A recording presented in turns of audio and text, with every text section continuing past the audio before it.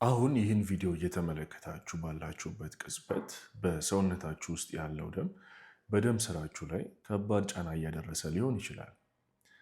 እናንተ ምንም አይነት ህመም ሳይሰማችሁ ማለት ነው። ደም ግፊት ለምን ዝምተኛው ገዳይ ተብሎ እንደሚጠራ ታውቃላችሁ? ምክንያቱም አብዛኛውን ጊዜ ምንም አይነት ምልክት ሳያሳይ የልብ ድካምና የጭንቅላት ውስጥ የደም መፍሰስን ስለሚያመጣ ነው። ትንሽ ያስደነግጣል አይደለም? ነገር ግን ሰውነታችን አደጋ ላይ ሲወድቅ የሚያሳያቸው ጥቂት ምልክቶች አሉ። ዛሬ ማንም ሰው ሊዘነጋቸው የማይገቡ 5 ዋና ዋና የደም ግፊት ምልክቶችን እንመለከታለን። በተለይም ቁጥር 5 ላይ ያለውን አብዛኛውን ሰው እንደ ቀላል ነገር የሚቆጥረው ነገር ግን በጣም አደገኛው ምልክት ነው። ይህን ቪዲዮ እስከ መጨረሻው ከተከታተላችሁት የራሳችሁንና የምትወዷቸውን ቤተሰቦቻችሁን ህይወት ማዳን የሚያስችል እውቀት ታገኙበታላችሁ። ሰላም ጤና ይስጥልኝ። ዶክተር ኢዮብ ነኝ።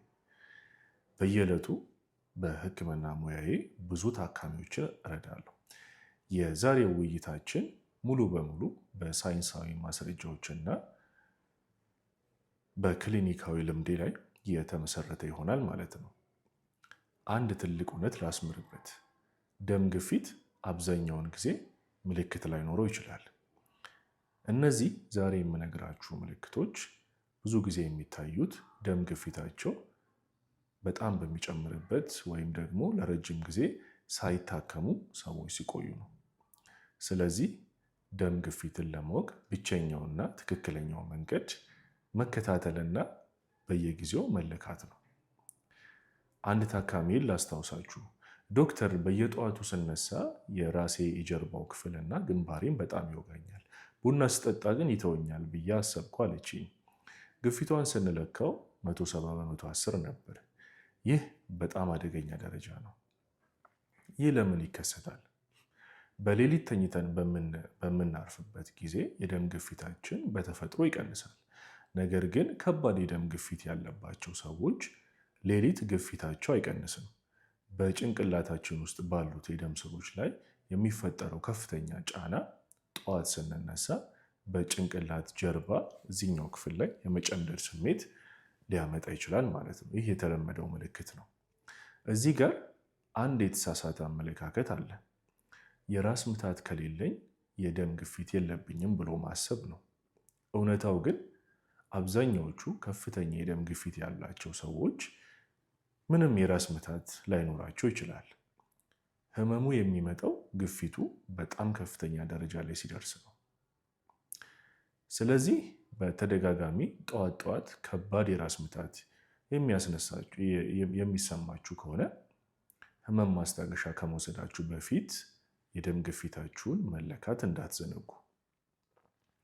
ነገር ግን የራስ ምታት ብቻ አይደለም። ቀጣዩ ምልክት ከአይናችን እይታ ጋር የተያያዘ ነው እና ደግሞ አብዛኛው ሰው ይኖራል ብሎ ላያስበው ይችላል። ምስል ሲደበዝዝባችሁ ወይም በአይናችሁ ፊት ጥቁር ነጠብጣቦች ሲያንዣብቡ አስተውላችሁ ታውቃላችሁ? ብዙዎች አይኔ ደክሟል ወይም መነጽር ያስፈልገኛል ብለው ያልፉታል። ሳይንሳዊ ምክንያቱ በአይናችን ጀርባ የሚገኘው ሬቲና በጣም ቀጫጭን የደም ስሮች አሉት። የደም ግፊት በሚጨምርበት ጊዜ እነዚህ ቀጫጭን የደም ስሮች ይወጠራሉ፣ አንዳንዴም ሊበጠሱ ይችላሉ። ይህ በሕክምናው ሃይፐርቴንሲቭ ሬቲኖፓቲ ይባላል። እስኪ በኮሜንት ንገሩኝ፣ ከዚህ ቀደም የአይን መደብዘዝ አጋጥሟችሁ የእይታ ችግር ነው ብላችሁ አልፋችሁ ታውቃላችሁ? አንድ ትልቅ ማስጠንቀቂያ ልንገራችሁ እዚህ ጋር።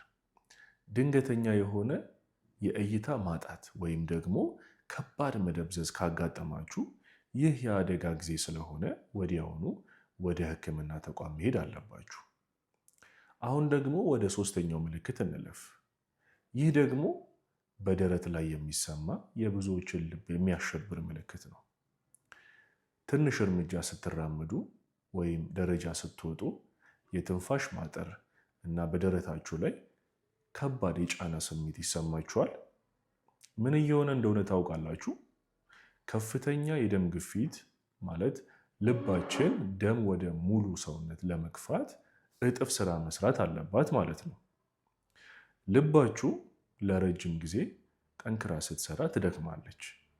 ተፈጥሯዊ ቅርጿን ለውጣ ትወፍራለች። በዚህም ምክንያት ለልብ የሚደርሰው ኦክሲጅን ይቀንሳል። ይህም የደረት መወጠር እና የትንፋሽ ማጠር ያመጣል ማለት ነው። በዓለም ዙሪያ ካሉ የልብ ድካም አደጋዎች ወይም ሃርት አታክ ውስጥ ብዙ የሚባለው እንደ መንስኤነት ያልታከመ ከፍተኛ የደም ግፊት እንደሆነ ጥናቶች ያሳያሉ። የደረት ህመም፣ የትንፋሽ ማጠር፣ ከግራ እጅ ወይም መንጋጋ ጀምሮ ይሰማ ህመም በምንም ተአምር እንዳትታገሱት፣ በአስቸኳይ ወደ ሕክምና ተቋም መሄድ ያስፈልጋል። ነገር ግን ከልብ ህመም በተጨማሪ የከፍተኛውን የደም ግፊት በጆሮአችን ውስጥ የሚያሰማን አስገራሚ ድምፅ ሊኖር ይችላል። በጆሮአችሁ ውስጥ የልብ ምትን የሚመስል ሹክ ሹክ የሚል ድምፅ ሰምታችሁ ሊሆን ይችላል። ይህ በሕክምናው ፐልሳታይል ቲናይትስ ይባላል። መንስኤው ደም በአንገታችን እና በጭንቅላታችን ውስጥ ባሉ የደም ስሮች ውስጥ በከፍተኛ ፍጥነትና ጫና ሲያልፍ በጆሮአችን አቅራቢያ አላስፈላጊ የሆነ የንዝረት አይነት ድምፅ ይፈጥራል። ከዚህ በተጨማሪ ድንገተኛ የማዞር ስሜትም ሊፈጥር ይችላል። ብዙዎች ማዞር የሚመጣው ደም ማነስ ወይም የስኳር ማነስ ሲኖር ብቻ ነው ብለው ያስባሉ። እውነታው ግን ከፍተኛ የደም ግፊት ለጭንቅላት የሚደርሰውን የደም ፍሰት ስለሚያስተጓጉል ከባድ የማዞር ስሜት ሊያመጣ ይችላል። አሁን ደግሞ አብዛኛው ሰው እንደ ቀላል የሚቆጥረውን ነገር ግን ወዲያውን ወደ ሕክምና መሄድ የሚያስፈልገውን አምስተኛውን ምልክት እነግራችኋለሁ። ይህም ከባድ የሆነ ከአፍንጫ የሚፈስ ደም ወይም ደግሞ በተለምዶ ነስር የምንለው እና ከባድ የሆነ የድካም ስሜት ነው። አብዛኛው ሰው አፍንጫው ሲደማ ከበድ ያለ ፀሐይ ስለመታው ነው ወይም ደግሞ አየሩ ደረቅ ስለሆነ ነው ይላል። አዎ የአየር መድረቅ ምክንያት ሊሆን ይችላል። ነገር ግን ደም ግፊታችሁ በጣም ከፍተኛ ደረጃ ላይ ሲደርስ በአፍንጫ ውስጥ ያሉት ቀጫጭን የደም ስሮች ግፊቱን መቋቋም አቅቷቸው ሊበጠሱ ይችላሉ። ይህ ሰውነታችሁ የሚያሰማችሁ የመጨረሻው የማስጠንቀቂያ ደወል ነው። እነዚህን 5 ምልክቶች በአጭሩ ላስታውሳችሁ። የመጀመሪያው የጠዋት ከባድ የሆነ የራስ ምታት፣ ከአንገት አካባቢ ደግሞ የመጨምደድ ስሜት። ሁለተኛ የእይታ መደብዘዝ። ሶስተኛ የደረት መወጠር ህመም ስሜት፣ የትንፋሽ ማጠር፣ የጆሮ መጮህ እና ማዞር። አምስተኛ ድንገተኛ የሆነ የአፍንጫ ደም መፍሰስ። እሺ ደም ግፊትን በተፈጥሯዊ መንገድ ለመቀነስና ለመከላከል ምን ማድረግ እንችላለን? 3 ዋና ዋና መንገዶችን ልንገራችሁ። አንደኛው የጨው አጠቃቀምን ማስተካከል ነው። በቀን የምንወስደው የጨው መጠን ከ1 የሻይ ማንኪያ ማነስ አለበት።